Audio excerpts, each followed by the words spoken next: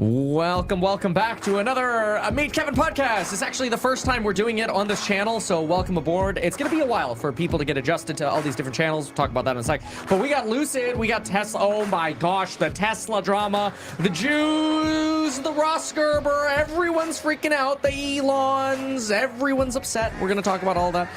We'll talk about, oh wow, we got Pelosi attacker. Yeah, oh my gosh.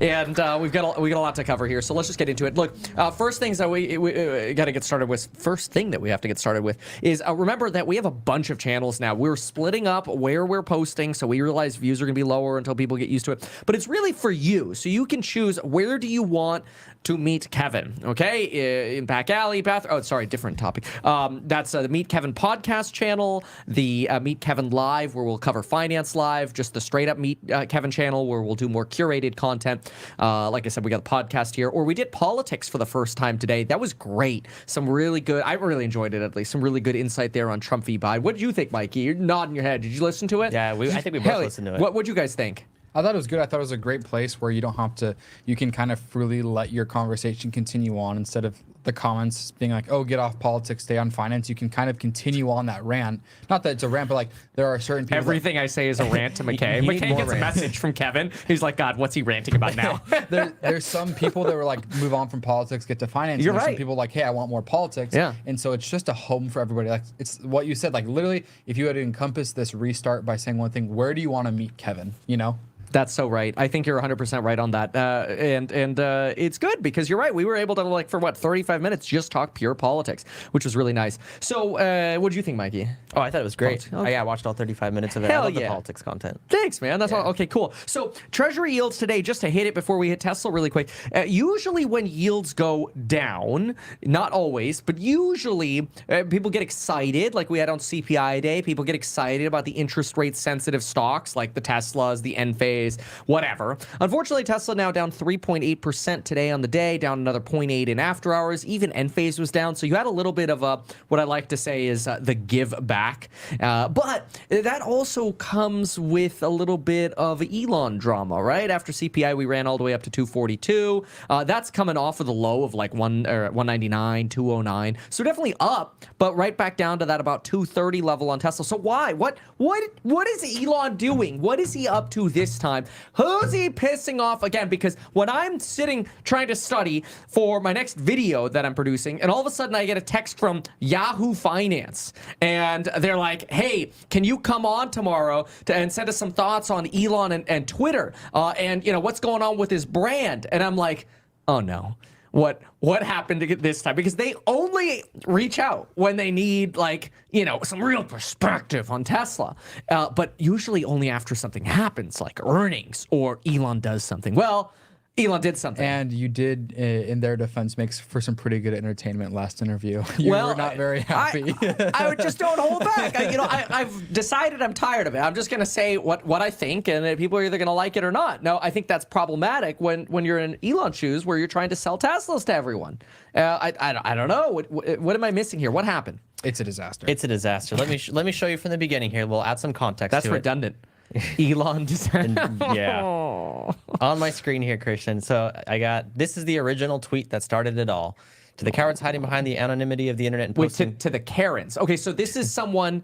So what is he saying? Cowards. To the cowards. Oh, to the cowards hiding behind the internet. Because people are posting Hitler was right. Yes. And so this person says, hey, to all of you cowards who are saying that, here's a video. Yes. Okay, all right, we'll see it.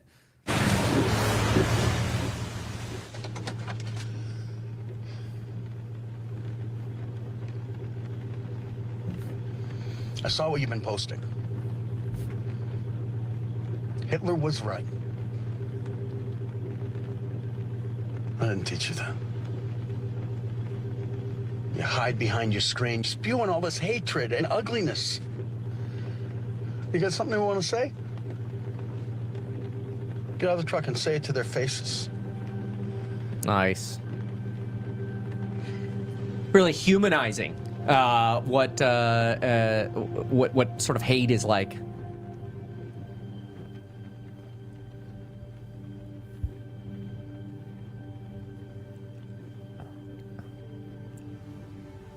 And we got a stat. Hitler was right was posted over 70,000 times last year. Wow. There's no looking away from what's interesting is it's a very moving piece. Like, we need that for, I think, McKay, you said it. We need moving stuff like that for Tesla.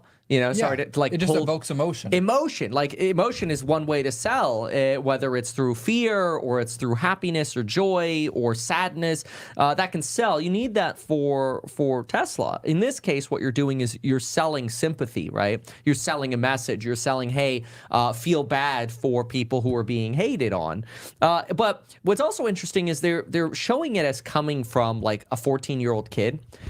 To me, I feel like the internet is still like Xbox Live Chat. Oh, God, yeah. Where like people are literally Googling racist jokes and then like reading them off as they're killing people in the video games, right? And so it's weird now because all of these, like this kind of hate is like translating to now it's part of the history of your account. Because the internet's becoming less anonymous. So it used to be, it was like, Teabag69 was leaving all these comments, and it's some 14-year-old who doesn't actually like really feel that way. It's just they're being an internet edgy. troll. Yeah, they're being edgy. Yeah, and then it's like, then you got like people around who are like, oh, it's so funny, whatever. And it's terrible because it sort of breeds that like, oh, okay, that's okay. The problem is now you get into the real world and that anonymity goes away. People are like, this isn't good. And now you're seeing people like, especially in Israel, people are like, yeah, go Hamas, and then the cops show up at the door and arrest them. Like, we're in this new age now where people are realizing, oh, damn, the stuff I say on the internet actually has consequences. Like, well, if it isn't the consequences of my actions. Oh, yeah, no kidding.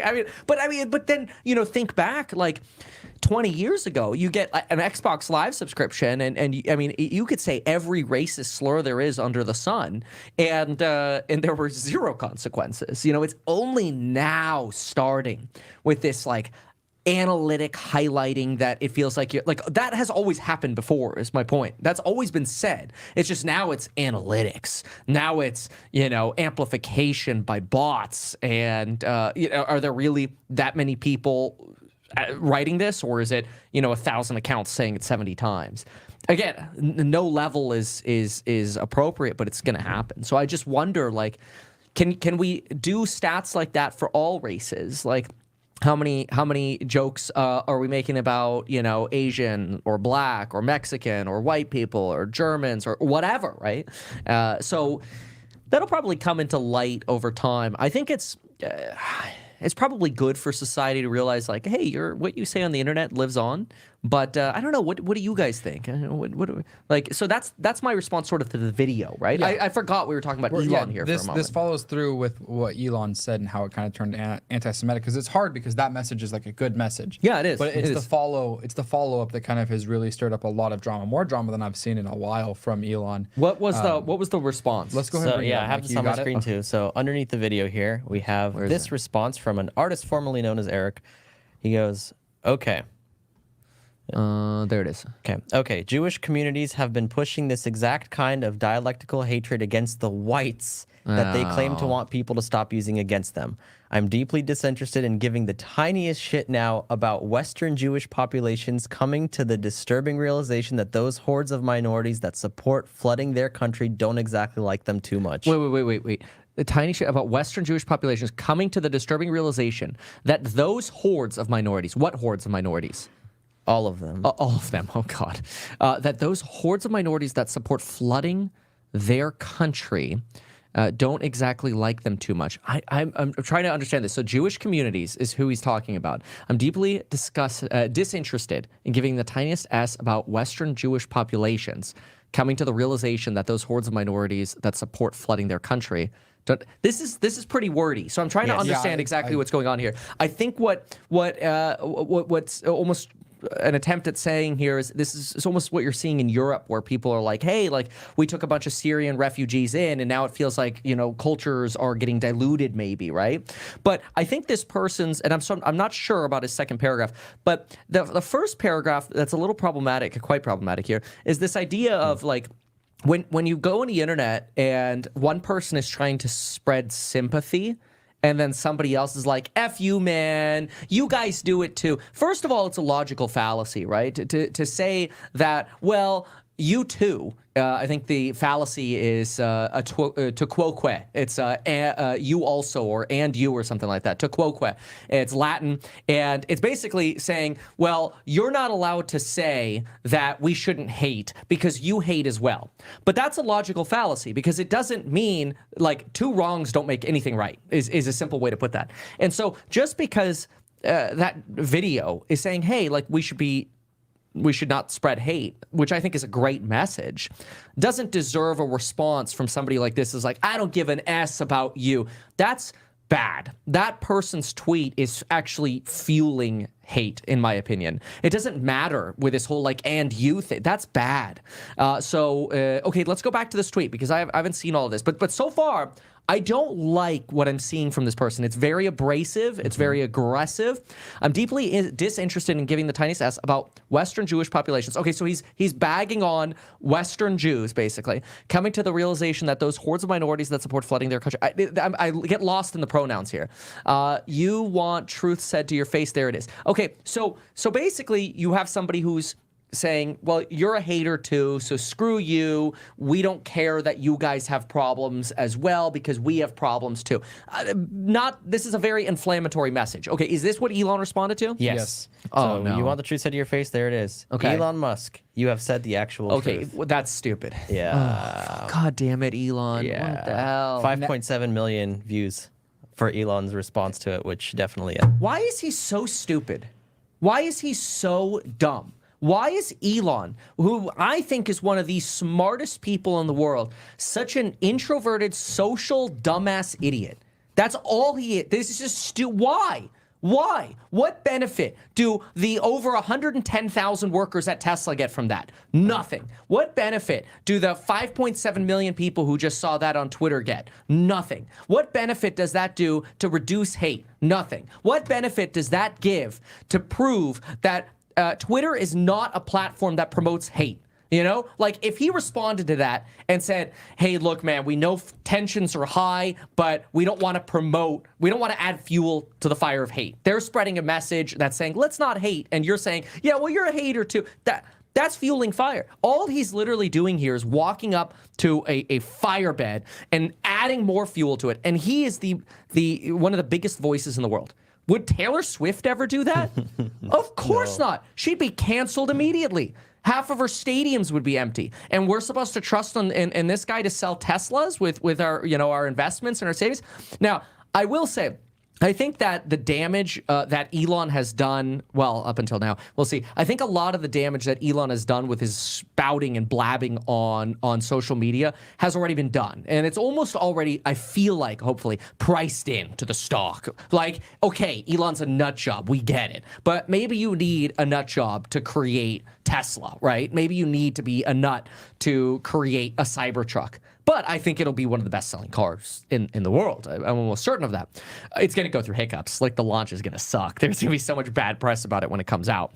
But after that, this is a fantastic company. But boy, Elon, why? You're not doing any favors. Like, why? Oh, he screwed himself. So he was set to speak at the Asia-Pacific Economic Coalition CEO meeting that was supposed to be today? No, next Thursday. Oh, because he tweeted. When did he tweet this? This was, I think it was yesterday. It was within the 24 hours. Okay, Yeah. so he tweeted this, like last night or something like that. Maybe we can see what time this pull was it that he up. tweeted this. And then, so he tweeted this last night. And then, so you're saying he got booted from some kind of conference he was supposed to speak at? Asia-Pacific Economic Coalition CEO Summit. Is Xi Jinping going there? No, I No, think okay. this was like a Mark Benioff He already met thing. with Xi Jinping. Okay. Yeah. All right. So anyway, all right. So he got booted from a conference and somebody's going in his place or whatever. Yeah. They Imagine I forgot who. uninviting Elon to your conference because of a tweet. Well, I don't blame them It's for crazy, let me try to get logged. I'm trying to get logged into the Doomburger here. I don't blame. I mean, like, how are you like? Let me put it this way. Let's take you to South Florida, and let's say you're doing an event in South Florida where like everybody's Jewish. It's not true. Everybody's not Jewish there, but a lot of people are Jewish. You got Jewish, Cuban, and then like a teeny tiny German population, and then regular Floridians, which there isn't really much of because it's like everyone's blended together over there. It's pretty diverse. And I grew up there. So if you had an event in, let's say, Aventura, which is like a Jew Mecca, which it's okay to say. I'm not. This is not negative to Jews. It just is what it is. It's a great place. It's actually very beautiful and very clean, I will say. And let's say Elon was going to go speak at an event there, and that event was tonight. Would they cancel him? 100%. Yeah, I think so. What about you, McKay? Would they cancel him if Elon was going to a Jewish event tonight to sell to donate the first Cybertruck to the Israeli Release Fund or whatever, and he was going to speak at it? Let's just say, would they cancel him after what he just said? It would be. It's actually. I wonder what's really interesting is how much Israel has Starlink given. How much support has Starlink given Israel? Would Israel, But does it matter if you're basically being anti-Semitic? But should Israel give back the Starlinks then if they really want to No. cancel Elon? F that. I'll take the Okay, well, Starlinks then- and cancel you going forward. Let me show you some more subsequent posts he made here. So he mentioned that he doesn't believe the hatred of white people extends to all Jewish communities, but he said the Anti-Defamation League unjustly attacks the majority of the West, despite the majority of the West supporting Jewish people in Israel. This is because they cannot, by their own tenets, criticize the minority groups who are their primary threat. And then he also says, I'm deeply offended by ADL's messaging and any other groups who push de facto anti-white racism or anti-Asian racism or racism of any kind. I'm sick of it. Stop it now. Well, this is just as bad as the guy's response to the video. So Yes. an emotional, nice video is put out that garners sympathy, or is supposed to garner sympathy. Again, they're selling sympathy. Then you get a hateful reply. Elon did not need to add to the hate. He could have said, "Hey, look." That was an ADL Anti-Defamation League video then? Oh, I don't know if they were the original. Yeah, I posters wonder or not. Let me who see. posted that. But either way, so we could find that out. But if Elon replied and said, like, let's say it's an ADL video or whatever. It's not. It's not, So okay. he posted the reply. You have said the actual truth at 2 p.m. yesterday. So it's 25 hours. Okay. Either way, whoever posted it, his reply should have been, this is the kind of positive message to the video, not to that Yes, loser. agreed. He should have amplified the video, not the loser. Because that video is great.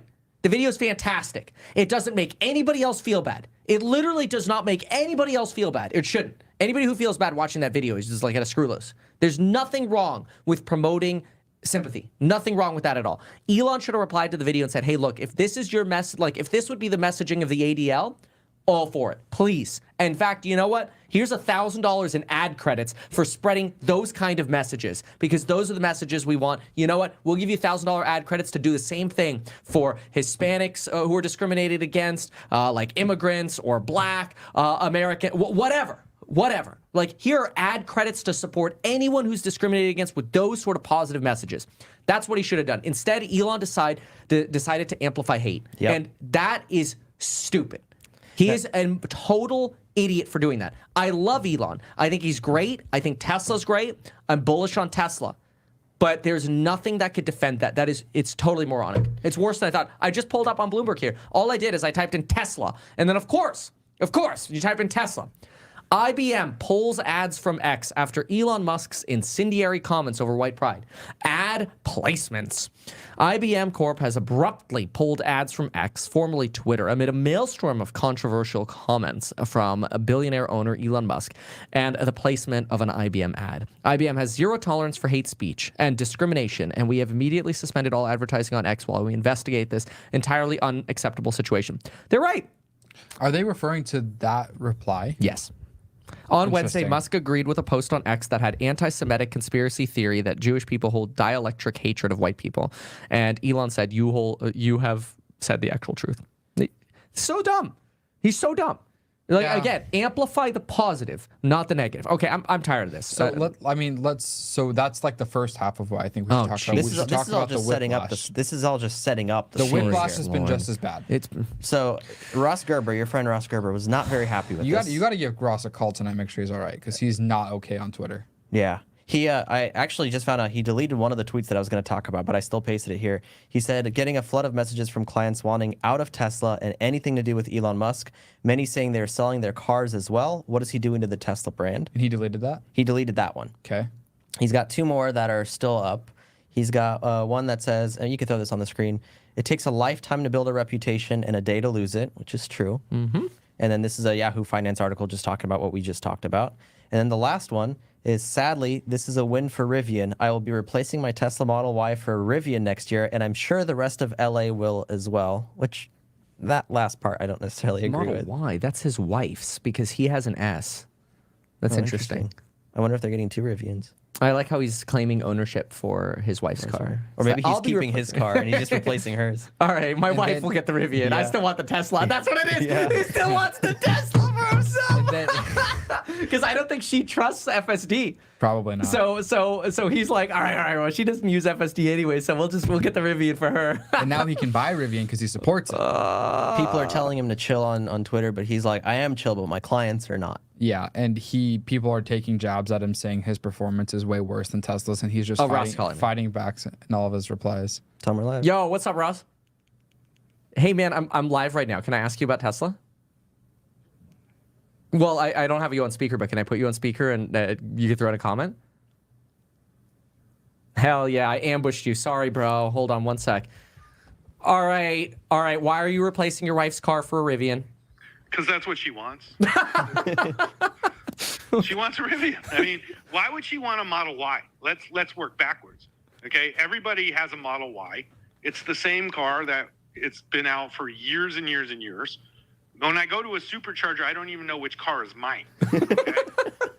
So, it's time to refresh the brand, and it's old. And honestly, these Rivians are sweet, and they're everywhere, and people are buying them, and they're great cars, and it's the new hot thing. I'm just telling you what it is. Does it have anything to do with what Elon said today? Oh yeah. What about Elon's Twitter? Oh, well, my wife doesn't pay attention to Elon or Twitter or me for that matter. Same. So that's irrelevant. My personal, and once again, there's my personal opinions, and then there's Tesla, the stock. I'm not going to mince words. If you think, and anybody thinks what Elon's doing is good for Tesla selling cars, it's not. Okay? Like, I'm sorry. I don't care what anybody says. This is not helping Tesla sell cars, and we know from the evidence that this is true because they have to lower the price of these wonderful vehicles to ridiculously low prices to sell them. So at some point, we have to accept reality.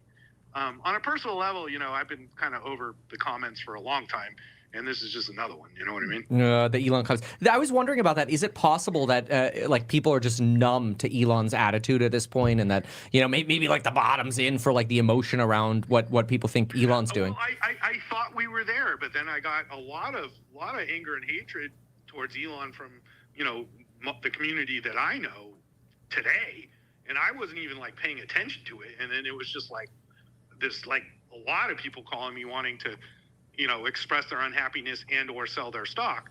And I was just like, what now? And it's like I start looking into this stuff and I'm like, this is so dumb. Yeah. Like, why is this going on? Yeah, totally I don't agree. understand. Is I just don't understand. Is it like a disproportionate amount of people compared to other times he said crazy things that are asking your fund to sell their Tesla positions?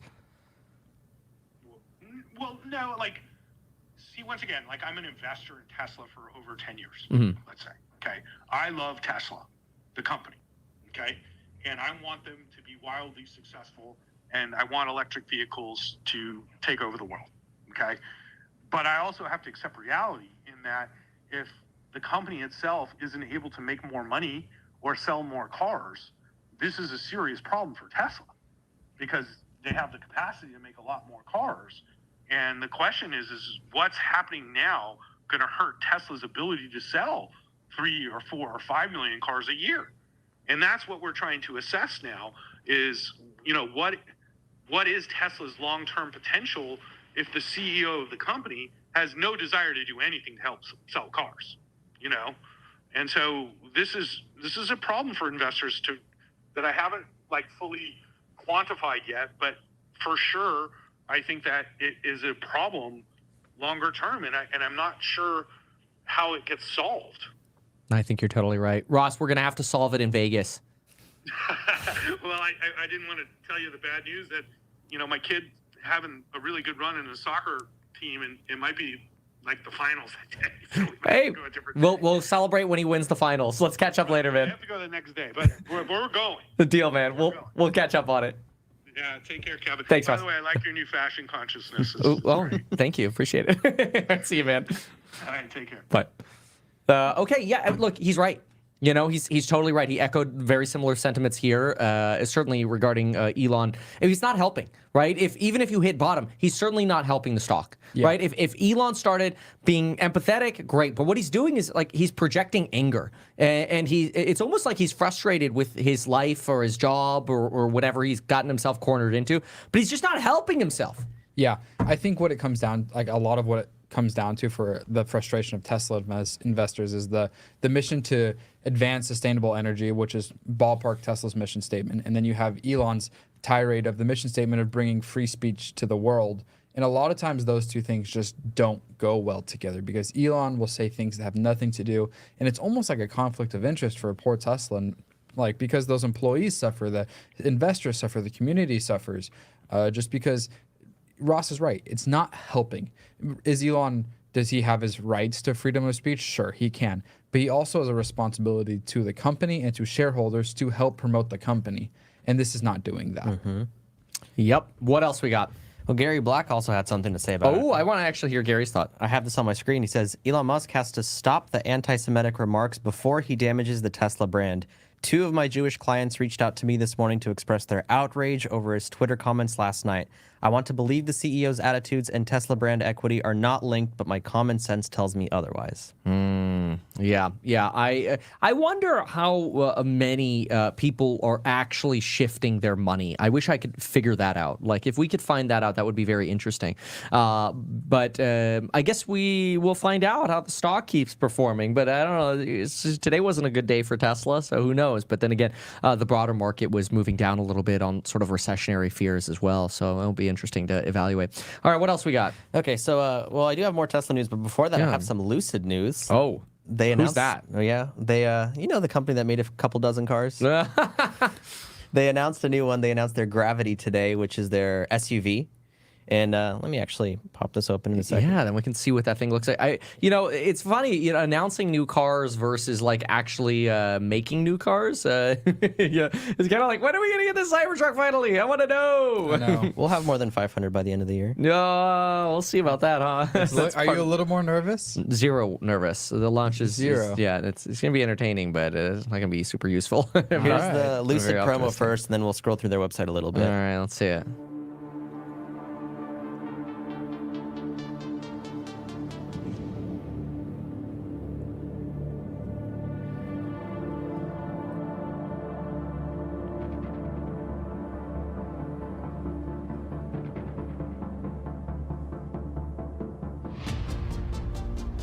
Oh, it looks nice.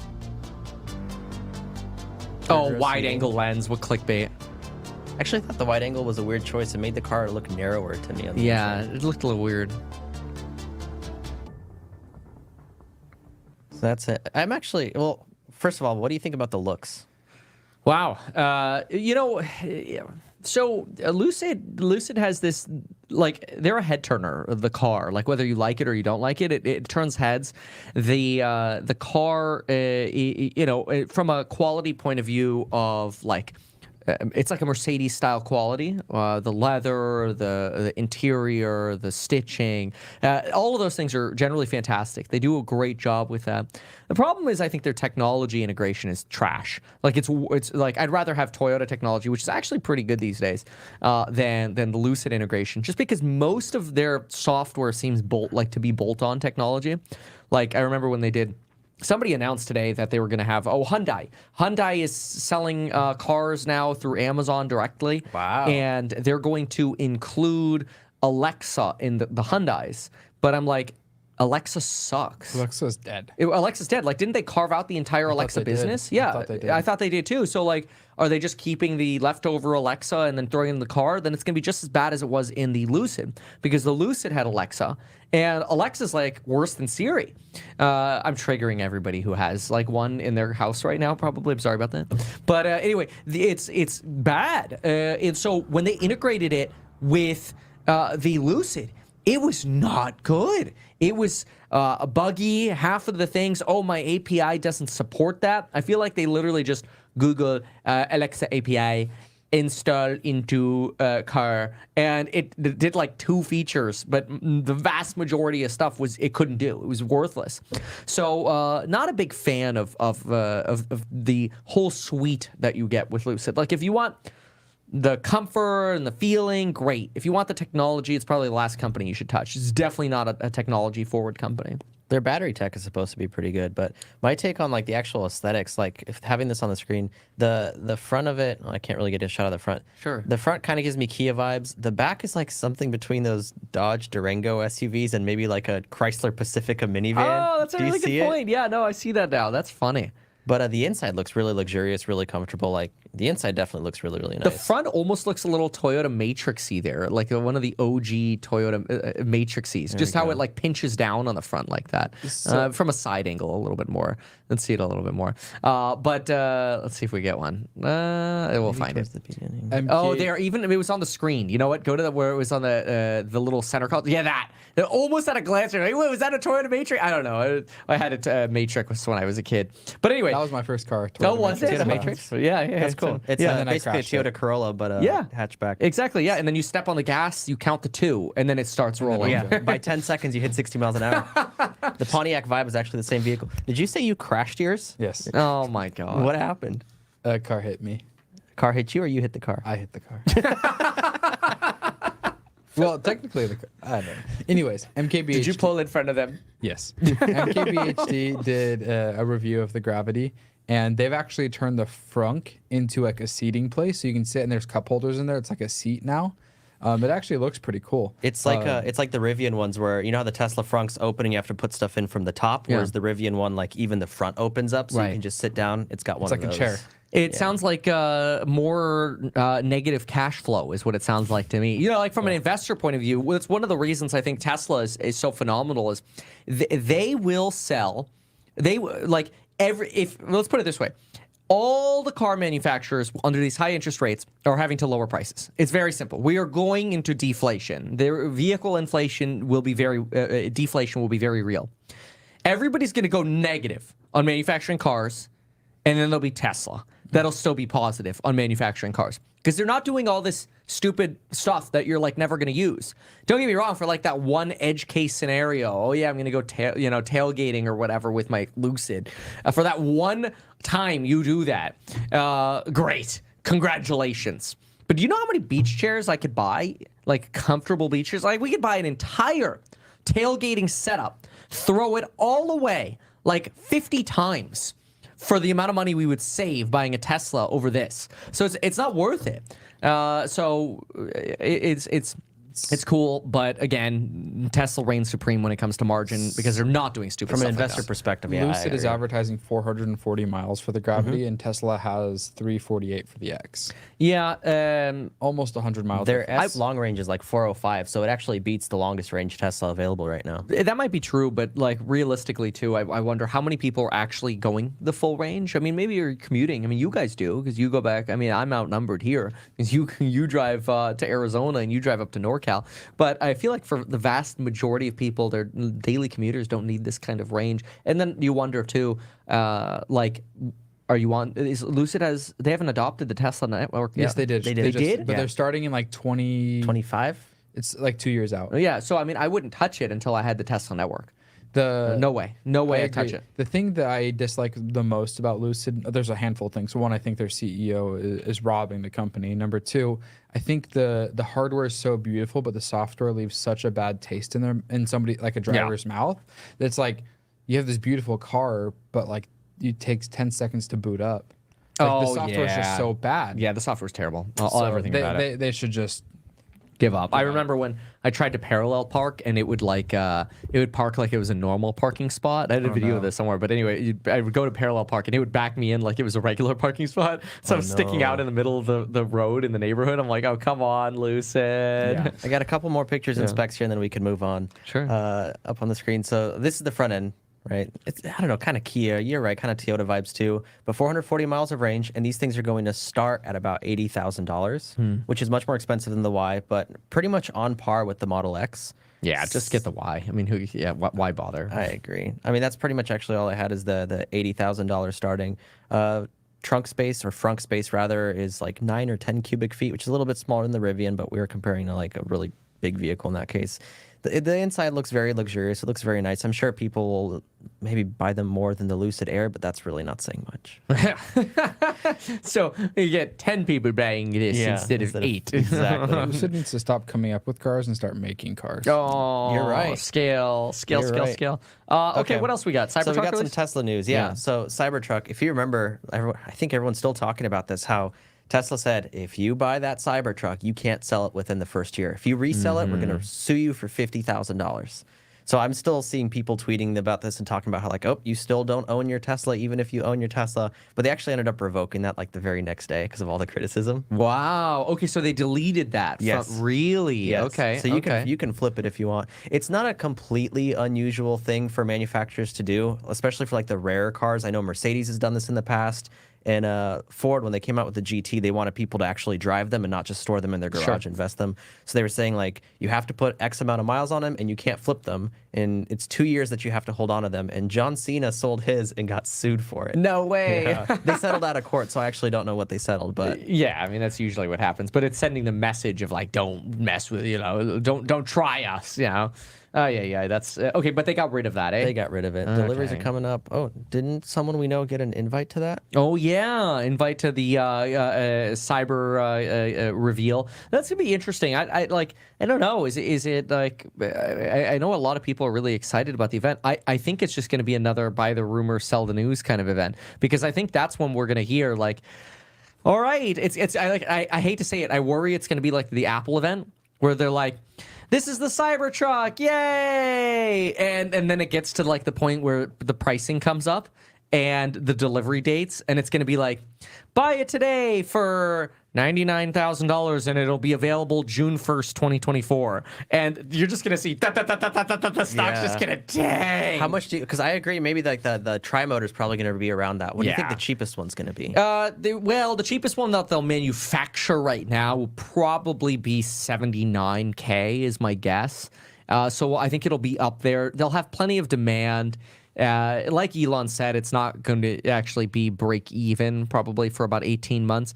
But I think it'll be such a wow that this will be a very popular car very quickly. I would not be surprised to see a lot of contractors using this. The worst kind of person that would buy this and then bag on it would be contractors. Like, in other words, if contractors hate it, that would be very bad. Mm-hmm. We need the handy type, the do-it-yourselfers, the property managers, the real estate agents. We need all of them getting this. And the car is actually great for that audience because I almost feel bad about using like a Rivian as a work truck because it's so nice. It is very nice on the inside. It's way nicer than the Teslas on the inside. The upholstery, the molding, it's Lucid-like. The Cybertruck, on the other hand, please, like, beat it up. But that's what it's like, work truck, right?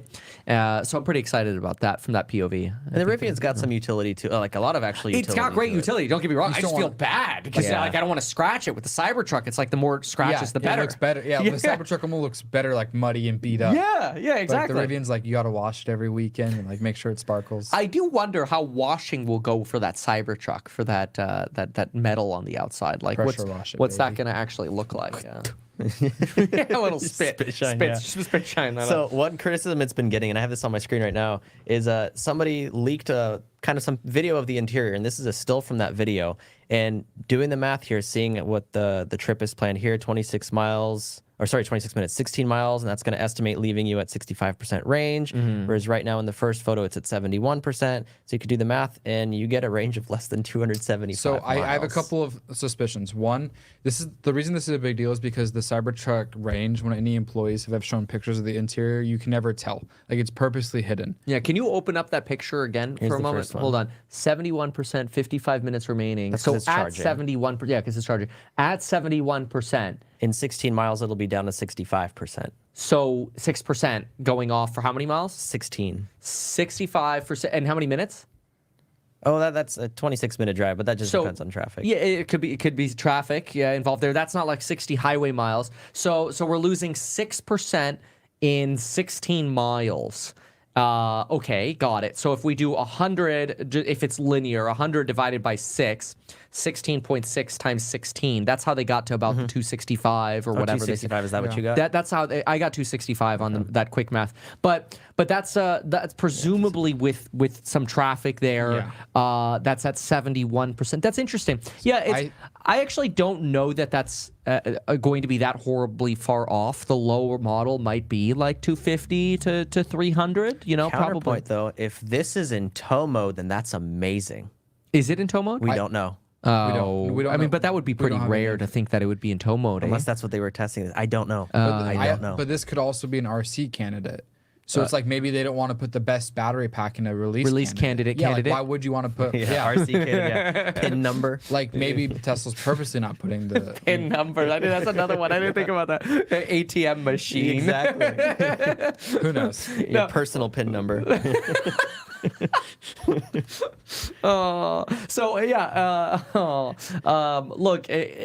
whatever. It's gonna sell. Good take. It doesn't matter. Like it's going to sell.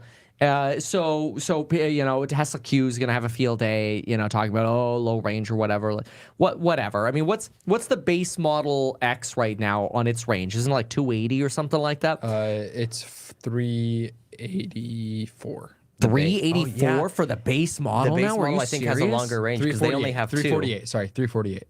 Yeah, they only have two, and the higher one's performance. That's going to have a lower range. Oh yeah. And the Plaid's down at 333. Okay, But the Model, that's the not Model bad. S has the longest range of all of them. Yeah, well, I'm trying to look at like a comparable range for what I think this is going to sell for. So maybe we look at like the Y. What's the lowest range Y? Oh, they came out with that super base model one that has like crap range. Oh yeah, see 260. But you know what? I'm okay with that because it's 44 grand.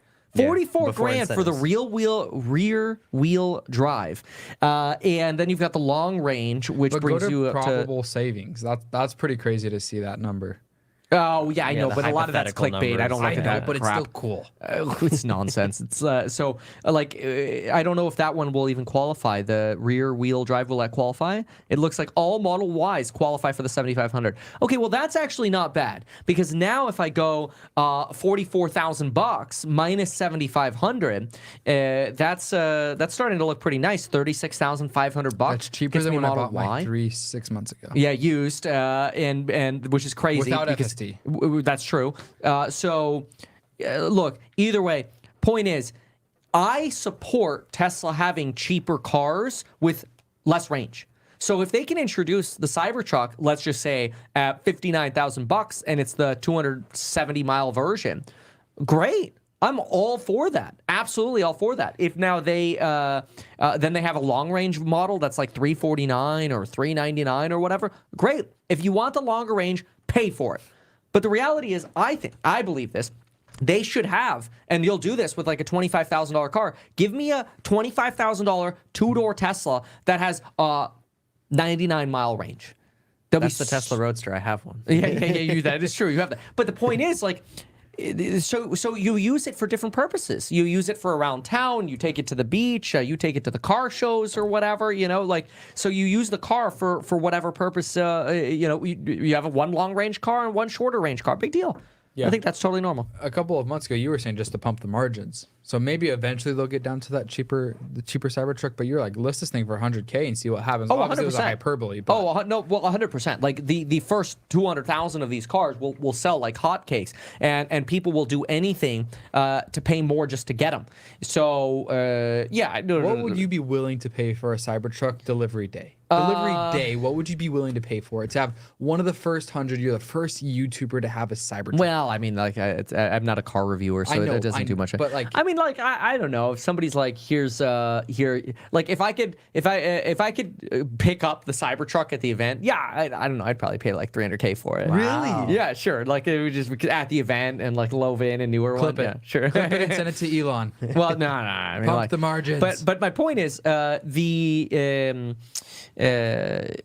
car enough of them will sell. The problem is the bad news is going to come once it's out, because once it's out, then people are going to make fun of it and all the reviews will happen, the problems will happen, the issues will happen. You'll see stupid things like, oh, look, it got stuck in a parking garage or whatever. Like, I don't know what all the problems are going to be I can totally yet. see that happening. Yeah, like like stupid things are going to happen. That always happens with new cars. So if you're excited about what the Cybertruck is going to do for the stock, I think you're sadly mistaken in the short term. It will do wonders for the stock in the long term, but not anytime soon. Yeah.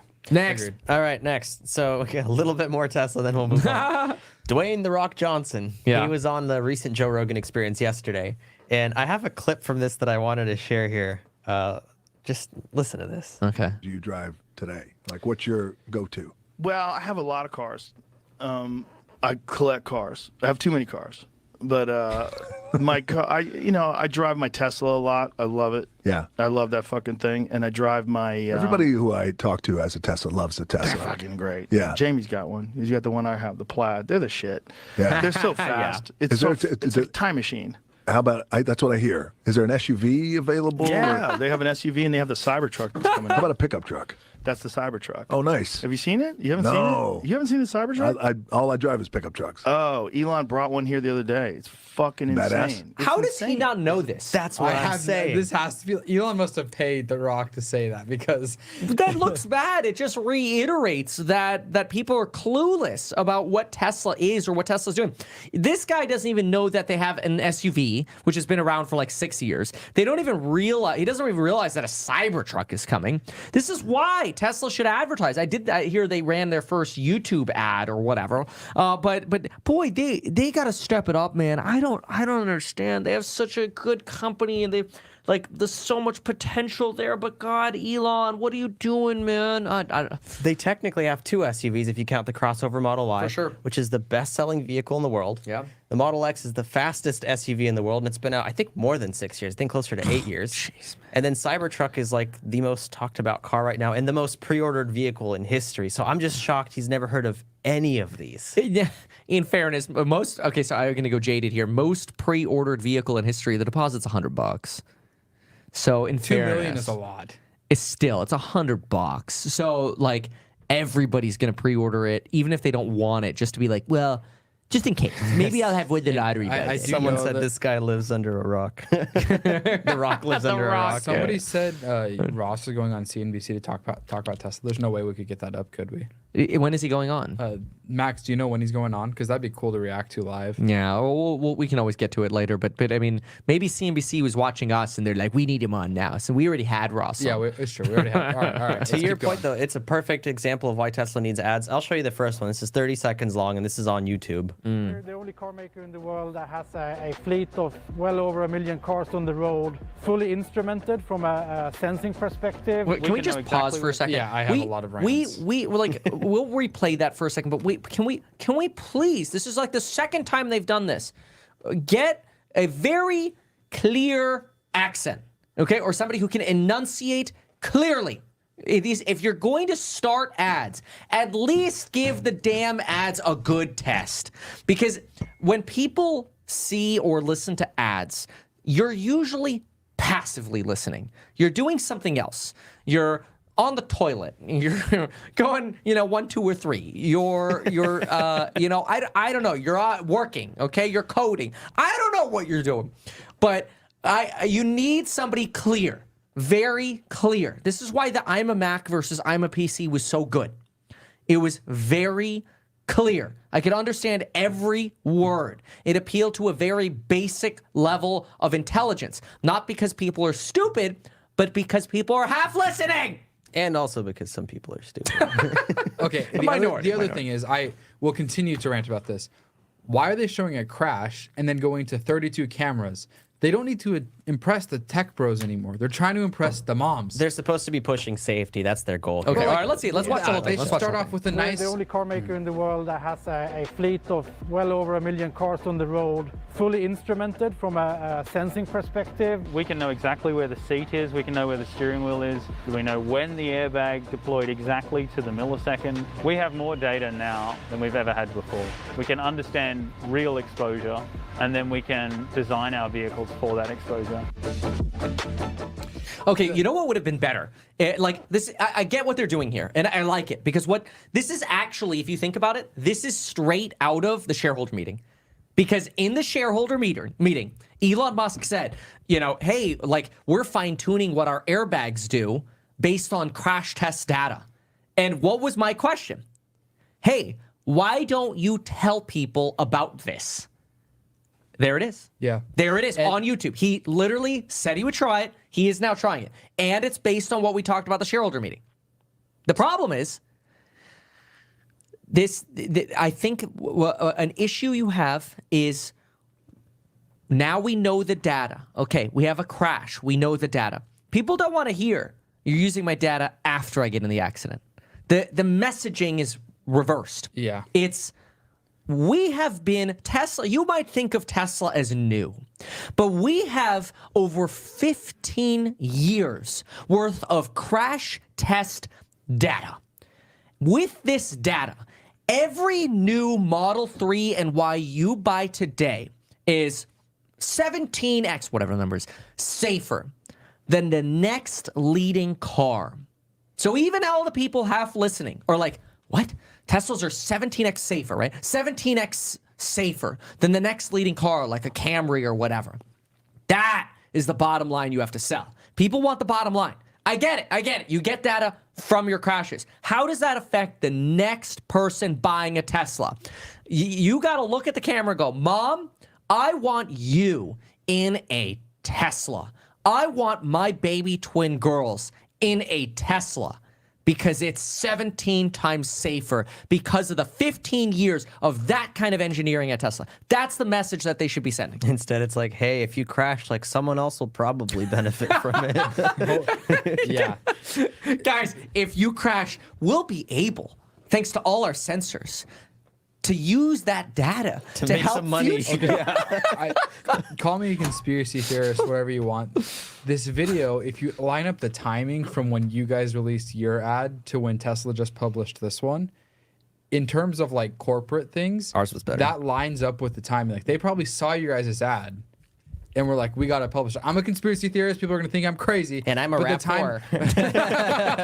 But the timing adds up a little bit. The only other thing that I would change, adding to your comments, is have a nice lady just sit in a chair and explain it.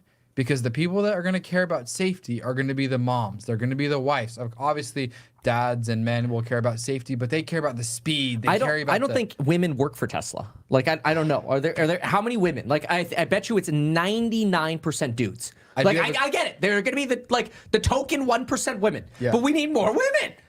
Yeah, and even for advertising, who are they advertising to? What is their target audience? Still nerds. They're still going for like, nerds. Yeah. The cool camera thing, because there's like 32 cameras. Like, yeah, it shows like a wide breadth of data, but it's like show like a mom getting into a Model Y with 2 car seats. I need the babies. I need strollers. I need car seats. Even still right now, you got, they've started. Okay, if you go to Tesla.com, they show the Model Y. They show the Model Y being used for like camping and like, but they also show the Model Y going through like mud and dirt and like off-roading and stuff like that, which I get it. You're trying to hit like every audience and they have like one image of a little child at like a camping place. That's great. But I want this to be the mom daily driver. Yeah. That's the mom daily driver. What does the mom daily driver care about? Reliability. I don't want that damn thing to be in service because how am I going to get my kids to school? Okay, Tesla wins. I want the safest car on the road. Tesla wins. Space. Well, they should advertise that. Yeah. Show how many strollers can I fit in the back of a Model Y? You know, how many licks to the center of a Tootsie Pop? That campaign, good. I like it. Yep. Things that are catchy, things that you remember. Like, there's nothing to remember that commercial. Why don't we let's take the 2 infants and use them already. Like, we need to utilize them. We have them already. Let's use the children. Okay? They're already weeks old and they're not even put to work yet. Yeah, let's get them working, okay? So let's take the girls. They're, I don't know, how old are they now? Like 3 weeks old? So let's take them. Let's strap them up. And let's go 0 to 60 with them. Oh, my God. Just kidding. Why stop at 60?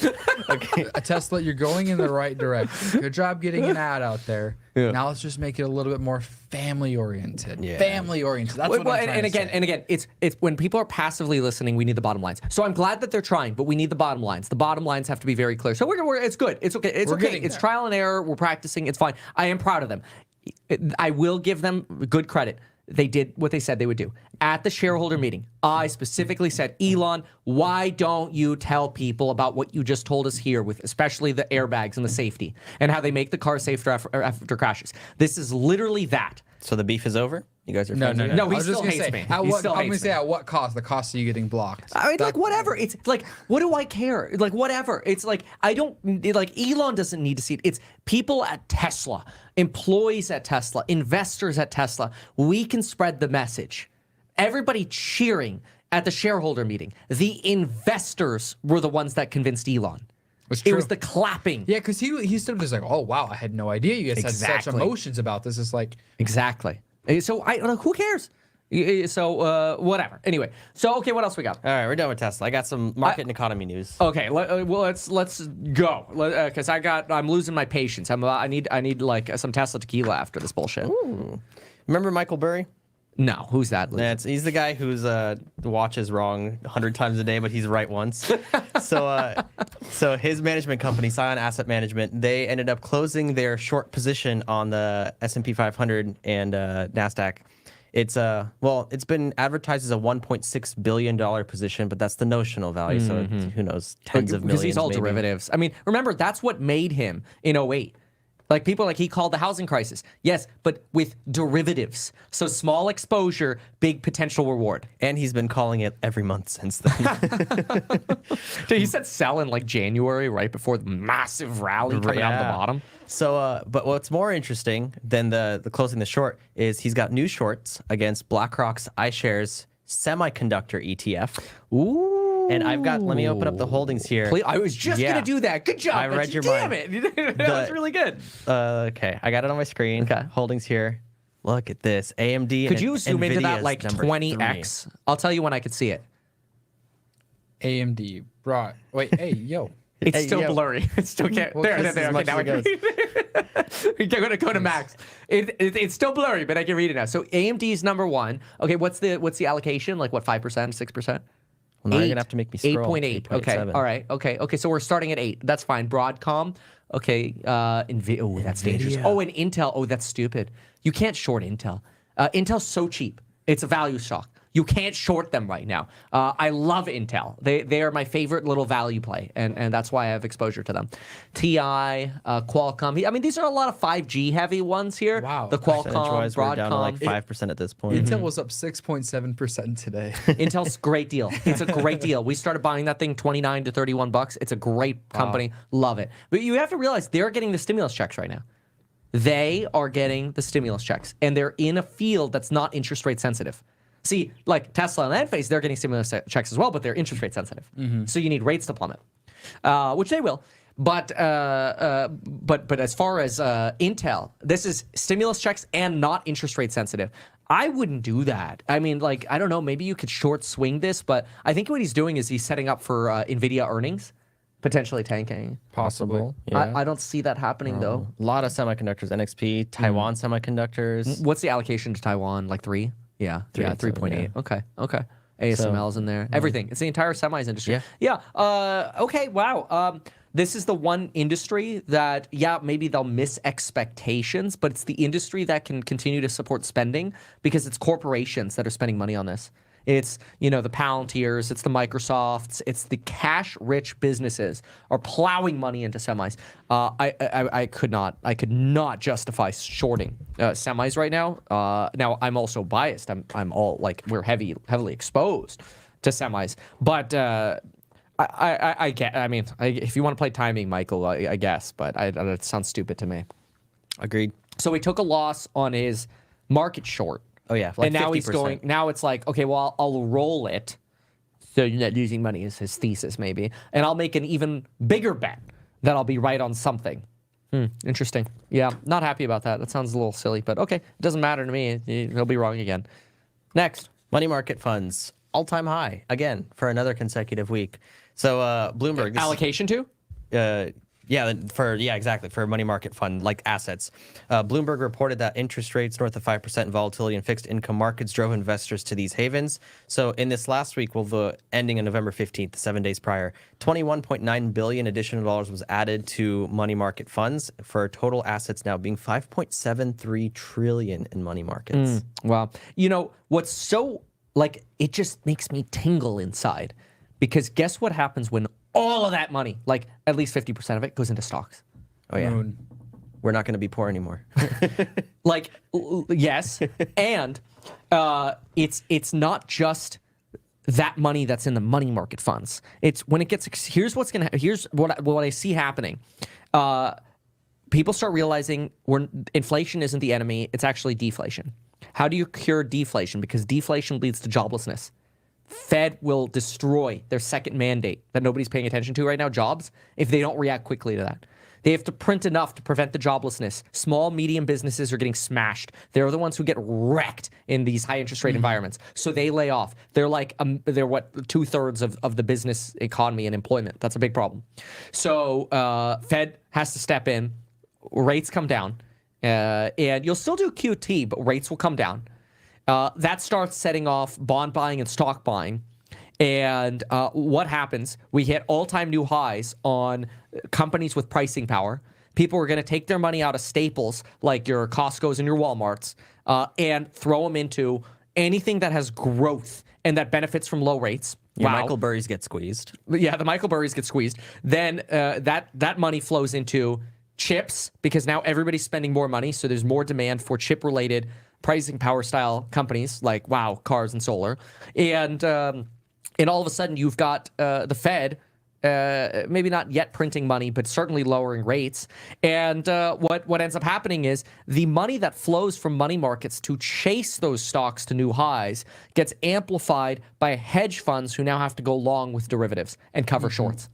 Yeah. You're going to have, once people, like, it might be years, but once it's realized that, holy crap, we're going back to the money printing ways, and they stop QT, rates come down or whatever, all of that money market money goes into stocks, probably as we create our next bubble.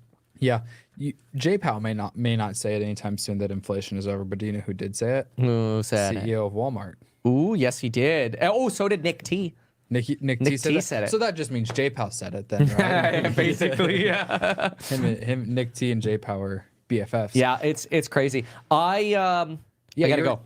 You gotta go. I gotta go. All right. Well, tomorrow morning. Yeah. TBD on exactly how we do that if we record it and then post it at 3. Okay. But yeah, folks, look, go in the description down below. Make sure you are subscribed and hit the bell for all of the various different channels. I understand it's a lot. I'm committing to 2 things. 1, being on time. Okay, that's very important. And number 2, I am committing to these various different channels: Market Open Live, the podcast channel, the politics channel. We did a great politics video this morning. Go check it out.